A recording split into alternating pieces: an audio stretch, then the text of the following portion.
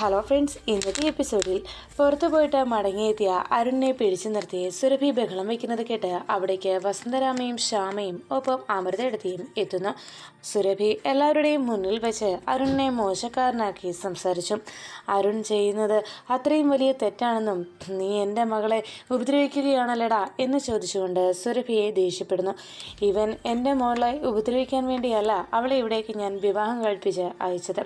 ഇവന് വേറൊരു ഭാര്യയും അതിലൊരു കുഞ്ഞും ഉണ്ടെന്ന് ഞാൻ അറിഞ്ഞിരുന്നെങ്കിൽ ഒരു കാരണവശാലും ഇവന് എൻ്റെ മോളെ കൊടുക്കുമായിരുന്നില്ല ഞാൻ എന്ന് സുരഭി എല്ലാവരും കേൾക്കെ വിളിച്ചു പറയുന്നു. എന്തായാലും ഇപ്പോൾ ഇവൻ അശ്വതിയുടെ വീട്ടിൽ പോയിട്ടാണ് ഇവിടേക്ക് വന്നത്. ഇനി മേലാൽ ഇവൻ അവളെ കാണുകയോ അവളുടെ അടുത്ത് പോവുകയോ ചെയ്യുകയില്ല എന്ന് ഈ നിമിഷം ഇപ്പോൾ ഇവൻ എനിക്ക് വാക്ക് തരണം, എനിക്ക് സത്യം ചെയ്തു തരണം, എന്നാൽ മാത്രമേ ഞാൻ എൻ്റെ മോളെ ഇവിടെ നിൽക്കാൻ അനുവദിക്കൂ എന്ന് പറഞ്ഞുകൊണ്ട് ബഹളം വെച്ച് അങ്ങനെ നിൽക്കുകയാണ് വസുന്ധരയുടെ മുന്നിൽ സുരഭി.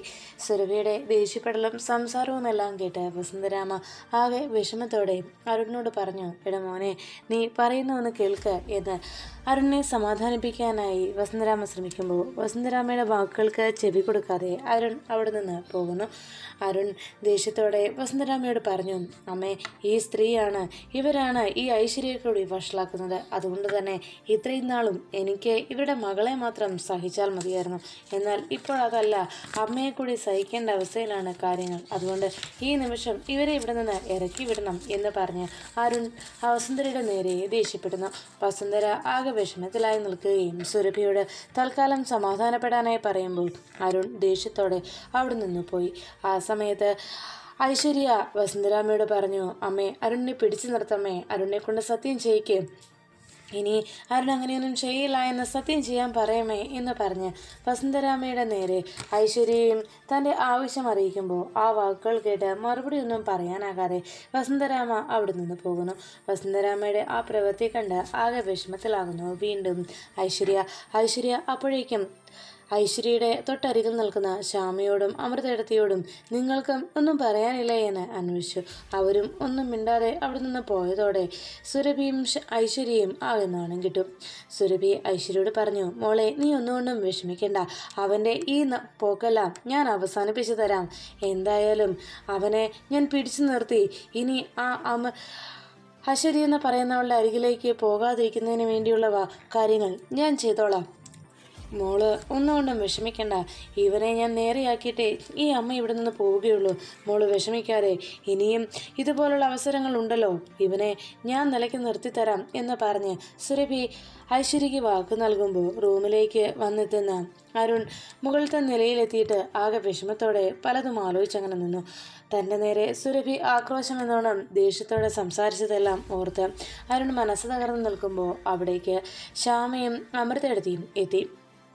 ഇരുവരും അരുണിൻ്റെ അരികിലേക്ക് എത്തിയതും അരുണാകെ വിഷമിച്ച് നിൽക്കുന്നത് കണ്ട് രണ്ടുപേരും അരികിലെത്തി അരുണിനെ വിളിച്ചു, ഏട്ടൻ വിഷമിക്കാതെ, അരുണേട്ടൻ വിഷമിക്കണ്ട, ആ ഐശ്വര്യേട്ടത്തിയുടെ അമ്മ അങ്ങനെയൊക്കെ പറഞ്ഞതുകൊണ്ടാണ് അങ്ങനെ ഏട്ടത്തിയും സംസാരിച്ചത്. ഏട്ടൻ വിഷമിക്കാതെ, സത്യത്തിൽ ഐശ്വര്യേട്ടത്തി പാവമാണ് എന്നെല്ലാം ശ്യാമ പറയുമ്പോൾ അരുൺ പറഞ്ഞു, അതെ, ആ അമ്മയാണ് മകളെക്കാളും വിഷം. ഈ അമ്മയാണല്ലോ മകളെ വളർത്തിയത്, അപ്പോൾ പിന്നെ എങ്ങനെ ഇതുപോലെ ആകാതിരിക്കുന്നത്?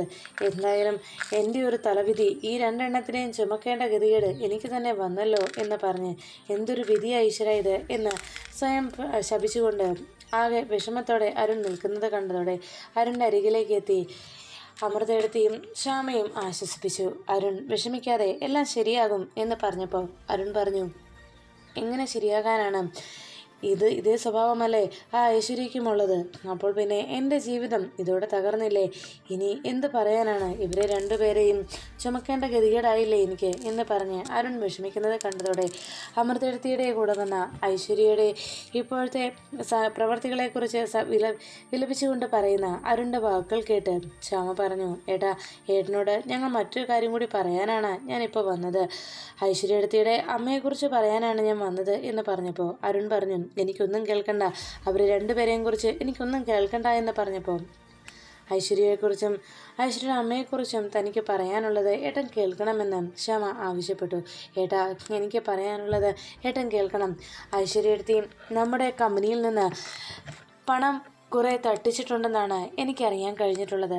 അതുകൊണ്ട് തന്നെ ഐശ്വര്യടുത്തി എന്തോ തട്ടിപ്പ് നടത്തി ആ പണം മുഴുവൻ ഐശ്വര്യടുത്തിയുടെ അമ്മയുടെ കയ്യിൽ ഏൽപ്പിച്ചിരിക്കുകയാണെന്നാണ് എൻ്റെ ഒരു കണ്ടെത്തൽ. അതുകൊണ്ട് തന്നെ ഇപ്പോൾ ഐശ്വര്യടുത്തിയുടെ അമ്മ ഇവിടേക്ക് വന്നതിൻ്റെ പിന്നിലുള്ള കാരണം എന്താണെന്ന് ഉടനെ തന്നെ നമുക്ക് കണ്ടെത്തണമേട്ടാ എന്ന് ശ്യാമ അരുണിനോട് പറയുന്നു.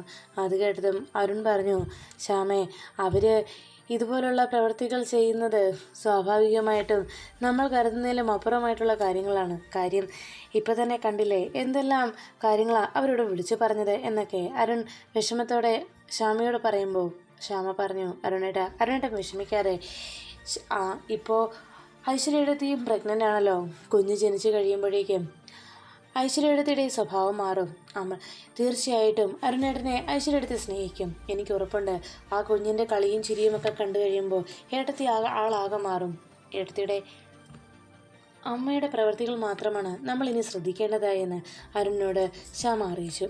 അരുൺ പറഞ്ഞു, എനിക്കെന്തായാലും അതിലൊട്ടും പ്രതീക്ഷയില്ല ശ്യാമേ എന്ന് അരുൺ വിഷമത്തോടെ പറയുമ്പോൾ അരുണിനോട് വീണ്ടും ശ്യാമയുടെ വാക്കുകൾ കേട്ട് അരുണാകെ നിരാശയോടെ സംസാരിക്കുന്നത് കണ്ട് ശ്യാമ പറഞ്ഞു, ഏട്ടൻ സമാധാനപ്പെട്. തീർച്ചയായിട്ടും നമ്മുടെ ഐശ്വര്യയുടെയും നല്ല രീതിയിൽ ഏട്ടനോട് പെരുമാറും തീർച്ച എന്ന് അരുണിനെ സമാധാനിപ്പിച്ചു. പിറ്റേന്ന് രാവിലെ ആനന്ദവർമ്മ ന്യൂസ് പേപ്പർ വായിച്ചുകൊണ്ടിരിക്കുമ്പോൾ അവിടേക്ക് ഒരു ജോലിക്കാരൻ എത്തുന്നു. അയാൾ വന്നതോടെ വസന്തരാമ അവിടേക്ക് എത്തി.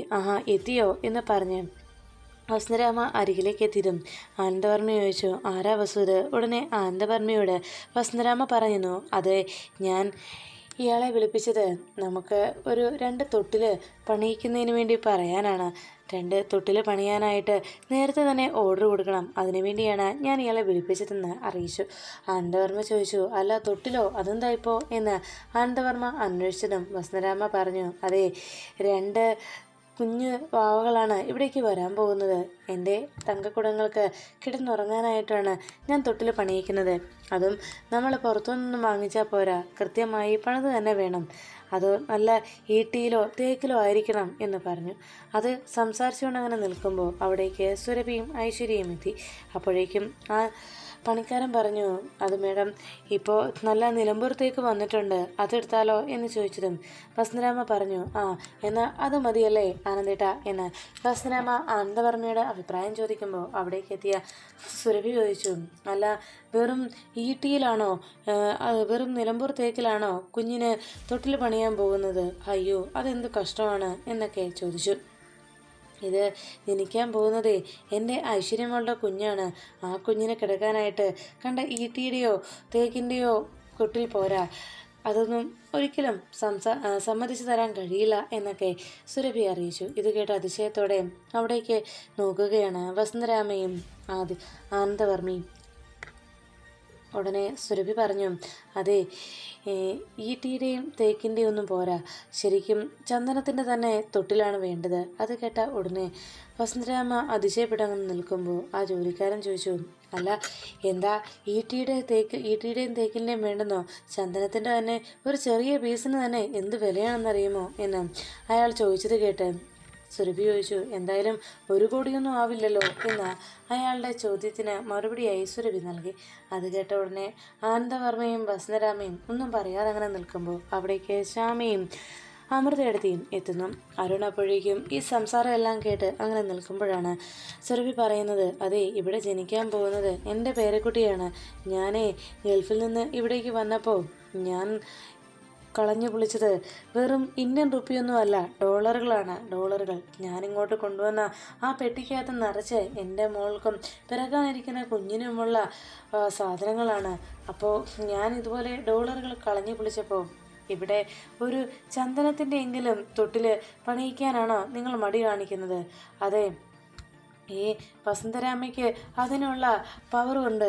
ഈ വസന്തരാമയുടെ കയ്യിൽ അതിനുള്ള പണവുമുണ്ട്. അതെ, നിങ്ങൾ കരുതുന്ന പോലെ അത്ര നിസ്സാരക്കാരല്ല ഞങ്ങൾ, അല്ലേ എന്നൊക്കെ സുരഭി വിളിച്ച് പറയുമ്പോൾ അവിടേക്ക് അമൃതയെടുത്തിയും ഒപ്പം ശ്യാമയും എത്തി.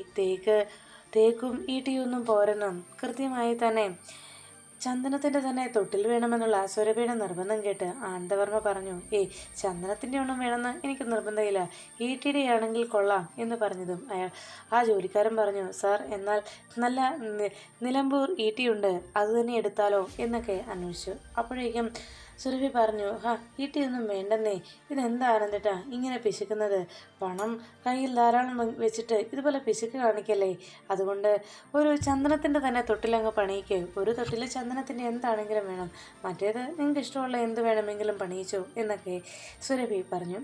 അതെല്ലാം കേട്ട് അങ്ങനെ അമൃതയെടുത്തിയും ശ്യാമയും അവിടെ നിൽക്കുമ്പോൾ ആനന്ദവർമ്മയും വസന്തരാമയും ആകെ വിഷമത്തിലങ്ങ് നിന്നു. അപ്പോഴാണ് സുരഭി പറഞ്ഞത്, അതെ വസുകെടുത്തി, ഒരു 10 ലക്ഷം രൂപയും എടുത്ത് കൊടുക്കുക അഡ്വാൻസ് ആയിട്ട്. അതെ അയാൾ പോയി നല്ല ഒന്നാന്തരം ചന്ദന മരത്തിൻ്റെ ഒരു തൊട്ടിൽ തന്നെ അങ്ങ് പണിയട്ടെ ചന്ദന തടി കൊണ്ട് എന്നൊക്കെ സുരഭി പറഞ്ഞു.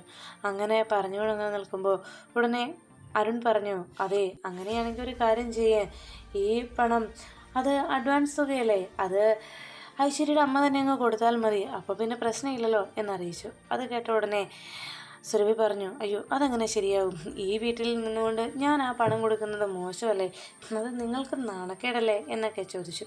അപ്പോഴേക്കും വസന്തരാമ എന്ത് ചെയ്യണമെന്നറിയാതെ അങ്ങനെ വിഷമിച്ച് നിൽക്കുമ്പോൾ ഐശ്വര്യ പറഞ്ഞു, അമ്മയ്ക്ക് സമ്മതമാണെന്ന് എനിക്കറിയാം, ഒന്നുകൊണ്ടും അമ്മ ടെൻഷനാവേണ്ട, എൻ്റെ അമ്മ പറഞ്ഞതുപോലെ തന്നെ ആ ചന്ദനത്തിൻ്റെ തന്നെ ഒരു തൊട്ടിലങ്ങ് പണിയിച്ചാൽ മതി, അതാ നല്ലത് എന്ന് വീണ്ടും നിർബന്ധപൂർവ്വം പറഞ്ഞു. അപ്പോഴേക്കും അരുൺ പറഞ്ഞു, അതെ അഡ്വാൻസ് തുകയല്ലേ, ആ തുക അങ്ങ് ഐശ്വര്യ അമ്മ തന്നെ പേ ചെയ്തു, എന്തായാലും മുത്തശ്ശിയല്ലേ, മുത്തശ്ശിയുടെ വക അങ്ങനെ ഒരു തുക കൊച്ചിന് വേണ്ടി ചിലവഴിക്കുന്നത് നല്ലത് തന്നെയാണ് എന്ന് പറഞ്ഞപ്പോൾ സുരഭി പറഞ്ഞു, അയ്യോ അത് ശരിയാവത്തില്ല, ഞാൻ ഈ വീട്ടിൽ വന്ന് നിൽക്കുമ്പോൾ അത് നിങ്ങൾക്ക് കുറച്ചിലാണ് ഞാൻ ആ പേയ്മെൻറ്റ് നടത്തുന്നത്, അതുകൊണ്ട് അത് വസന്തരാമയ്ക്കും വസന്തരേടത്തേക്കും ആനന്ദേട്ടനും കുറച്ചിലായി മാറും, അതുകൊണ്ട് തന്നെ വസന്തരേടത്തി ഞാനേ കൊടുത്തോളും എന്ന് പറഞ്ഞപ്പോൾ ശ്യാമ പറഞ്ഞു, അമ്മയ്ക്കും അച്ഛനും യാതൊരു കുറച്ചിലുമില്ല, അവർക്കതിൽ യാതൊരു ബുദ്ധിമുട്ടും ഇല്ല, ഐശ്വര്യത്തിന് അമ്മ തന്നെ അത് കൊടുത്താൽ മതി എന്ന് ശ്യാമ പറയുമ്പോൾ ആൻറ്റി തന്നെ അത് പേ ചെയ്തോളൂ എന്ന് ശ്യാമ പറഞ്ഞത് കേട്ട് ഉടനെ അവിടെ നിന്ന് സുരഭി പറഞ്ഞു, അയ്യോ അതെന്തിനാ, ഇക്കാര്യത്തിൽ നീ ഇടപെടണ്ടല്ലോ എന്ന് പറഞ്ഞപ്പോൾ പെട്ടെന്ന് അരുൺ പറഞ്ഞു, അതെ നിങ്ങൾ അതൊന്നും ഓർത്ത് ടെൻഷൻ ആവണ്ട, അമ്മയ്ക്കും അച്ഛനും ഒന്നും ഇതിൽ യാതൊരു എതിരഭിപ്രായവുമില്ല, അവർക്ക് യാതൊരു കുറച്ചിലുമില്ല, ആൻറ്റി തന്നെ അങ്ങ് പണം കൊടുത്താൽ മതി എന്ന് സുരഭിയോട് നിർബന്ധം പിടിച്ചു. അപ്പോഴേക്കും അമൃതയും ശ്യാമയും കൃത്യമായി തന്നെ സുരഭിക്കിട്ട് പണി കൊടുത്തതിൻ്റെ സന്തോഷത്തിൽ പുഞ്ചിരിച്ചങ്ങ് നിൽക്കുമ്പോൾ ഐശ്വര്യ പറഞ്ഞു, വേണ്ട മമ്മി കൊടുക്കണ്ട, അതെ ഇവരെങ്ങനെയൊക്കെ പറയും, പക്ഷേ എൻ്റെ മമ്മി പേ ചെയ്താൽ അത് എനിക്കാണ് നാണക്കേട്, അതുകൊണ്ട് അത് വേണ്ട എന്ന് പറഞ്ഞപ്പോൾ ഉടനെ അവിടെ നിന്ന് ആ ജോലിക്കാരൻ ചോദിച്ചു, അല്ല മേഡം മൈസൂർ ചന്ദനം വേണോ അതോ എന്ന് ചോദിച്ചതും മൈസൂർ ചന്ദനമാണെങ്കിൽ നല്ലതാണ് എന്നൊക്കെ പറഞ്ഞപ്പോൾ സുരഭി ദേഷ്യപ്പെട്ടു, പോടോ തന്നെ ഈ വഴി ഇനി കണ്ടുപോകരുത്, തൻ്റെ ഒരു തൊട്ടിൽ ഇറങ്ങിപ്പോടോ താൻ എന്ന് പറഞ്ഞ് അയാളെ അവിടെ നിന്ന് ദേഷ്യത്തോടെ പറഞ്ഞയക്കുന്നു.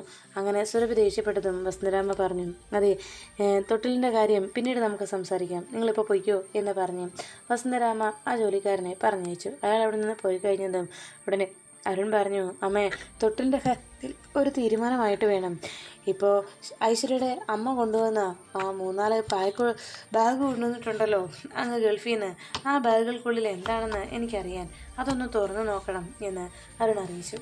അത് കേട്ടതും ഉടനെ അരുണിൻ്റെ ആ ഒരു മറുപടി കേട്ടതോടെ ഐശ്വര്യ ചോദിച്ചു, ഓ അത് ശരി, അരുണിന് അപ്പോൾ എൻ്റെ അമ്മയെ വിശ്വാസമില്ല അല്ലേ, അത് എന്തായാലും എൻ്റെ മമ്മി കൊണ്ടുവന്നത് എന്തായാലും അത് നിങ്ങൾക്ക് എല്ലാവർക്കും കാണാം എന്ന് ഐശ്വര്യ അറിയിക്കുന്നു. ഈ സമയത്ത് ആ പെട്ടിക്കുള്ളിൽ എന്താണെന്ന് എല്ലാവർക്കും കാണാൻ ആകാംക്ഷയുണ്ടെന്ന് ശ്യാമയും പറഞ്ഞു. ഉടനെ തന്നെ സുരഭി വേഗം തന്നെ അവിടുന്ന്, അയ്യോ മോളെ മാറിക്കുക അവിടുന്ന് എന്ന് പറഞ്ഞ് ഐശ്വര്യയെ മാറ്റി നിർത്തിയിട്ട് സുരഭി വേഗം റൂമിലേക്ക് ഓടുന്നു. എന്താ കാര്യം എന്നറിയാതെ അവിടുന്ന് റൂമിലേക്ക് സുരഭി ഓടിപ്പോകുന്നത് കണ്ടതോടെ എല്ലാവർക്കും ആകെ ടെൻഷനായി. എന്താ കാര്യം എന്നറിയാതെ പിന്നാലെ എല്ലാവരും ഓടുന്നു. ഈ സമയത്ത് ഐശ്വര്യയും പിന്നാലെ സുരഭിയുടെ അരികിലേക്ക് ഓടിയെത്തി. മമ്മി എന്തിനാ വാതിലടയ്ക്കാൻ തുടങ്ങുന്നത് എന്ന് ചോദിച്ച് ആ വാതിൽ വേഗം അടയ്ക്കാനായി ശ്രമിക്കുന്ന സുരഭിയുടെ ആ തത്രപ്പാട് കണ്ട് ഐശ്വര്യ പിന്നാലെ ഓടിയെത്തി അന്വേഷിച്ചു. എൻ്റെ മമ്മി എനിക്ക് വേണ്ടി കൊണ്ടുവന്ന സാധനങ്ങളല്ലേ ഇതെല്ലാം. അതൊക്കെ എന്തൊക്കെയാണെന്ന് ഇവരെല്ലാവരും ഒന്ന് കാണട്ടെ. ആ ശ്യാമയുടെ അച്ഛനമ്മമാർ കൊണ്ടുവന്നത് എന്താണെന്ന് മമ്മി കണ്ടതല്ലേ. അവർക്ക് നാണം വരട്ടെ. എൻ്റെ മമ്മി എൻ്റെ കുഞ്ഞിനും വേണ്ടി വാങ്ങിച്ചുകൊണ്ട് വന്നത് എന്തൊക്കെയാണെന്ന് അവർക്ക് നാണം വരട്ടെ എന്നൊക്കെ ഐശ്വര്യ പറയുമ്പോൾ സുരഭി എത്ര പറഞ്ഞാലും ആ ബാഗ് തുറക്കാനായി സമ്മതിക്കുന്നില്ല. അരുൺ ബാഗ് തുറന്ന് പരിശോധിക്കണമെന്ന് പറഞ്ഞതും സുരഭി സമ്മതിച്ചില്ല. ഇതിനകത്ത് എൻ്റെ മോൾക്ക് കൊടുക്കാനുള്ള ഫുഡ് ഐറ്റംസും കോസ്മെറ്റിക്സും ഒക്കെയാണ്, അതൊന്നും വേണ്ട എന്ന് പറഞ്ഞപ്പോൾ ഉടനെ അവിടെ നിന്ന് വസുന്ധര പറഞ്ഞു, ഫുഡ് ഐറ്റംസ് ആണെങ്കിൽ അത് ബാഗിൽ നിന്ന് ചീത്തയായി പോകുമല്ലോ, അതുകൊണ്ട് പുറത്തെടുത്ത് വെക്കണം എന്ന് പറഞ്ഞപ്പോൾ വീണ്ടും സുരഭി പറഞ്ഞു, അതെ അതൊക്കെ നട്ട്സാണ്, അതുകൊണ്ട് കുഴപ്പമില്ല എന്നറിയിച്ചു. ഉടനെ ഐശ്വര്യ പറഞ്ഞു, എൻ്റെ മമ്മി അവർ കാണട്ടെ മമ്മി എന്തിനാ ഇങ്ങനെ വാശി പിടിക്കുന്നത്, അവരത് തുറന്ന് കാണട്ടെ എന്ന് പറഞ്ഞതും അരുൺ വേഗം ബാഗിനരികിലേക്ക് ഓടിയെത്തി. ബാഗ് തുറക്കാനായി ശ്രമിക്കുമ്പോൾ അല്ല താക്കോൽ എവിടെ എന്ന് ആകെ ആശങ്കപ്പെട്ടു. താക്കോൽ എവിടുന്ന് കണ്ടെത്തും എന്നോർത്ത് ആകെ ടെൻഷൻ അടിച്ച് നിൽക്കുമ്പോൾ വേഗം തന്നെ അകത്തേക്ക് ശ്യാമ കയറി വന്നു. ശ്യാമ അവിടെ നിന്ന് ആ താക്കോല് അവിടുത്തെ ആ ടേബിളിന് മുകളിലിരിക്കുന്ന താക്കോല് കണ്ടതും ഇതാ താക്കോല് എന്ന് പറഞ്ഞ് വേഗം ആ താക്കോലെടുത്ത് ശ്യാമ അരുണിൻ്റെ കയ്യിലേക്ക് ഇട്ട് കൊടുത്തു. അങ്ങനെ അരുൺ ആ ബാഗ് തുറക്കാനായി ഒരുങ്ങി.